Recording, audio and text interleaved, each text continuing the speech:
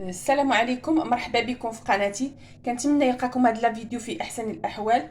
وبمناسبه شهر رمضان المبارك، كل طبله مغربيه كيكون فيها تبصيل ديال سلو. ولهذا صايبت معكم سلو مغربي 100% بطريقه تقليديه. تبعوا معايا المقادير وطريقه التحضير.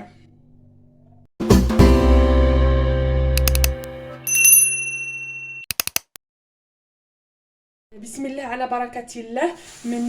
من ضمن التحضيرات ديال السلو، عندنا الجنجلان ضروري.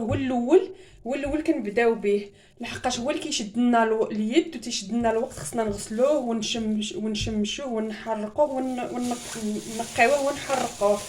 اول حاجه غادي نبدا بها هو الجنجلان غادي نغسلوه على هذه الطريقه. هذه غنغسل نصف الكميه بنصف الكميه. غادي نغسلوه هو الاول.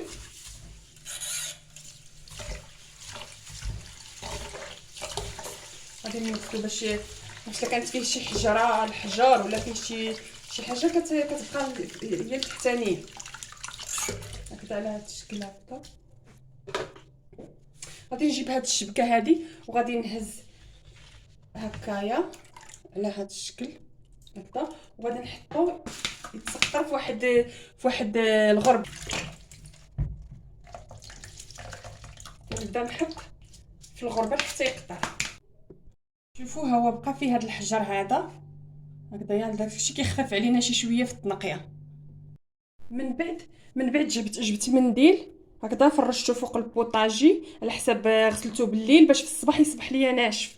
فرشته فوق البوطاجي هذا المنديل هذا، وغادي نسرح فيه هاد الجنجلان كامل ينشف ليا حتى الغدا يصبح ناشف.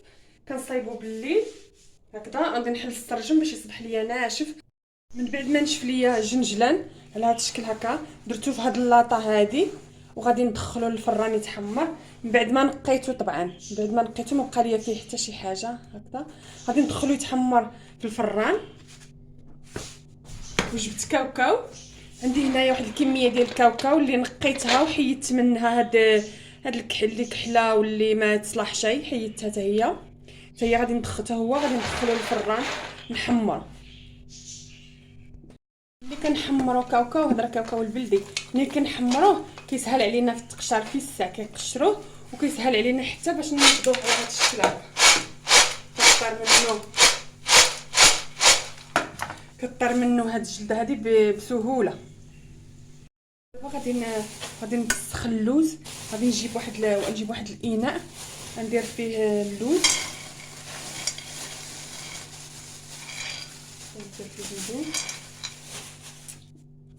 وغادي نجيب الماء سخون غادي نديرو هكذا. غادي نديرو فوق النار يغلي غير واحد جوج غليات صافي، ونبدا كنفسخ فيه. من بعد ما غلى ليا واحد جوج غليات فوق البوطه، صفيت منه داك الماء، صفيته منه، وغادي نبدا كنحط هنايا هاد التبصيل هكذا.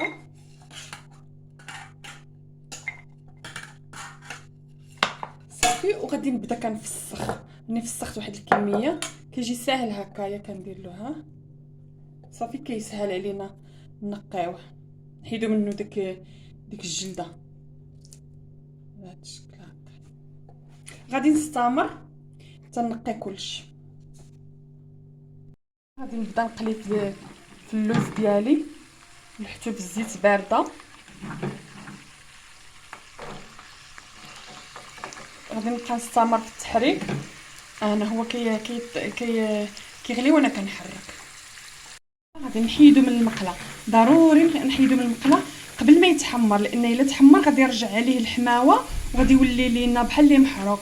بحال كنديروا هذه العمليه لا بالنسبه للكاوكاو ولا بالنسبه للوز. ضروري نحيدوه ملي يكون في هذا اللون هذا، لان غادي ترجع عليه السخونيه ديال الزيت. عاد عليه السخونيه، ها اللون اللي عطانا هذا هو اللون اللي مطلوب، يعني ضروري نحيدوه قبل ما يتحمر باش يعطينا هذا اللون هذا اللون الذهبي. جبت النافح نقيته هكا ودرتو كيتحمر في هذا الطاجين، درتو كيتحمر. ومنين يتحمر ليا شي شويه غادي ندقو غادي نطحنو وغادي نغربلو بالغربله الرقيق. الزيت درتها تسخن، وباش كنعرفوا الزيت باللي سخنات كنديروا واحد الطريف تاع الخبز هكا. صافي راه سخنت، غادي نطفي عليها. صافي غادي نطفي عليها، غادي باش نرون السلو ديالي غير شويه الا احتاجيتو. عندي هنايا كاوكاو واللوز، وعندي هنايا الجنجلان. هادو غادي نطحنهم، غادي نلينهم حتى يطلقوا الزيت ديالهم بها باش غادي نرون. طحنتهم كاملين، عطاوني على هذا الشكل كما كتشوفوا هكا. غادي نزيد عليهم كاس ديال زيت الزيتون. زيت الزيتون تكون حلوه، تكون حلوه ما تكونش حاره. وغادي نطحن في هاد الهاشوار هادي. ودابا راه نقي، مازال جديد. جبت هاد البانيو هذا، درت فيه الطحين اللي حمرناه ديك المره، الطحين القمح والطحين الرطب. درت هنايا، عندي هنايا كيلو ونص بالمجموع بجوج. غادي نزيد عليهم هذا الجنجلان اللي هو السمسم. غير هرمشتو، ماشي طحنتو مزيان، غير مهرمش هكذايا. غادي نزيدو عليه بهذه الطريقه هكذا. عندي هنا كاوكاو واللوز اللي هرمشتهم عاوتاني حتى هما ما طحنتهمش، هرمشتهم بالمهراز على هذا الشكل هكذايا.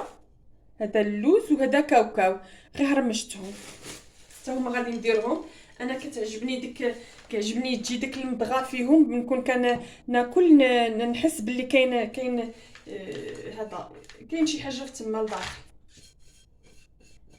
هدايا. عندي هنا هذا سنيده اللي طحنتها وغربلتها بالغربال الرقيق هكذا، ترجعت بحال سكر كلاصي. انا كنبغي ندير سنيده باش نعرف القياس ديال الحلاوه ديالي. ملي كندير سكر كلاصي ما كان القياس ديال الحلاوه ما نعرفوش. على داكشي طحنت سنيده وغربلتها بالغربال الرقيق، وعطاتني بحال هكذايا سكر كلاصي. عندي هنايا نص كيلو، ولكن انا ما غاديش نستعمل نص كيلو كامل حتى نذوق. عادي يمكن ليا نستعمل، غادي ندير غير نصف الكميه حتى نذوق.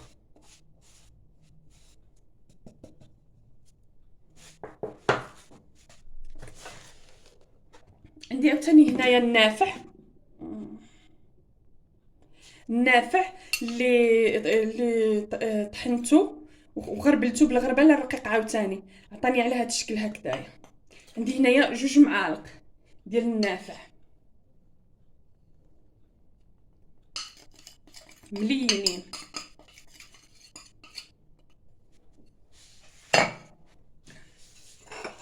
عندي هنا القرفه حتى هي غربلتها وتعطاتني هاد الدليان هذا. واحد الطريف نتاع الكوزه، ما غاديش ندير الكوزه بزاف، غندير غير طريف صغيور هكا غير باش تعطيني النسمه. باش ما الا كثرنا من الكوزه كتجي مجهده، غير الطريف تاع الكوزه هو اللي غادي نستعمل.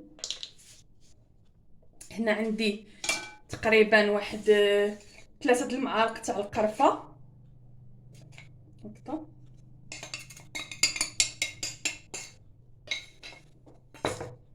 غندير هنايا واحد شويه تاع الملح، غير طريقه تاع الملح هكذا باش نعدلو الذوق.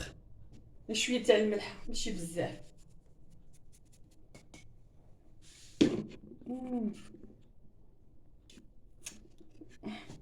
غادي نبقى نرون، غادي نبقى نخلط على هذا الشكل، وغادي نحكو بيديا وغادي نرجع معاكم.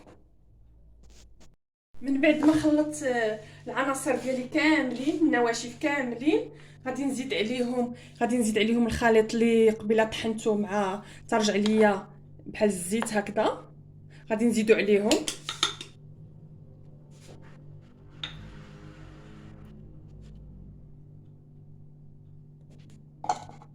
غادي نزيدو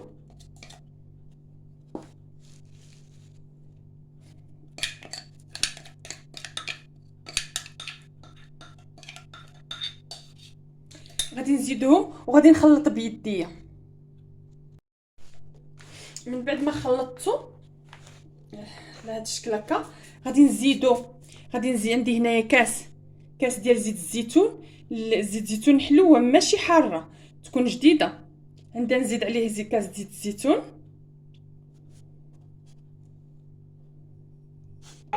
وعندي هنايا كاس ديال الزيت اللي كنت سخنت قبيله حتى خليتها حتى بردات، عاد يمكن ليا نستعملها. غادي نزيدو عليها وغادي نخلط، غادي نعطيها دلك مزيان، غادي نخلطها مزيان.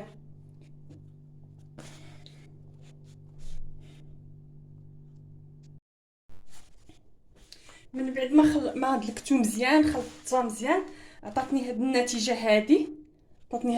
هادي هكذا. غادي نزيد نخلط، غادي نزيد نبقى ندلك فيها، غادي نزيد نبقى ندلك حتى تطلق ليا داك الزيوتات ديالها. هاد السلو هذا كانت كديروا لنا الوالده الله يحفظها. هادو هما القوام اللي كانت كدير، ما كنزيدوا عليهم حتى شي اضافات، ما كنزيدوا حتى حاجه.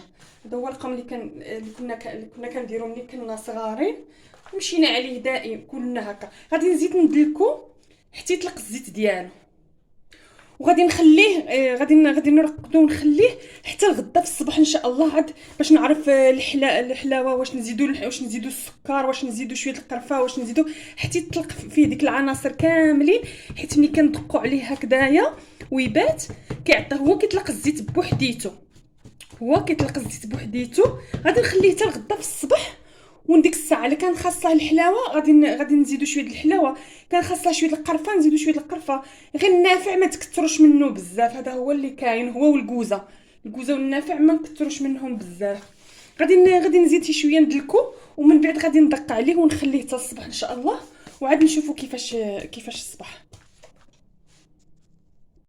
ما بات ليله كامله دقتو لقيتو مازال خاصو شي شويه الحلاوه، زدتو شويه ديال الحلاوه. المهم لقيت العناصر ديالو مندمجه مزيانه، صافي درتو في هاد البواطه هاد البواطه اللي محكمه الاغلاق. درتو هنايا، ها هو كيطلق الزيت ديالو. درت هنا هاد اللويزات هادو غير باش منين نحتاج نلقاهم موجودين، ما كاينلاش نولي عاد نصايب واحد اخرين. كي كتشوفوا راه طالق، ها نتوما كما كتشوفوا راه معلك مزيان. غادي نديرو هنايا، غادي نغلق عليه، راه كيبقى ما كيوقع له حتى شي حاجه. درت هاد القوالب الفرديه كفكره، قوالب الفرديه كفكره لكل واحد يهزو حيده كما بغا هو. وهاد الشكل هكذايا. وعندي هنايا كما كانوا كيديروا والدينا كاملين هكذا، على هاد الطريقه هادي، الطريقه التقليديه. جا زوين، دقتو جا زوين مزيان كيف كتشوفوا. ها هو غادي نقطع هادي. المقادير غادي نخليهم في صندوق الوصف. جا معلك، جا زوين من الداخل. الا عجبتكم الطريقه ديالي في تحضير ديال السلو، مرحبا بكم في القناه ديالي، ودعمونا بالاشتراك، ومرحبا ونهاركم مبروك ورمضان مبارك سعيد.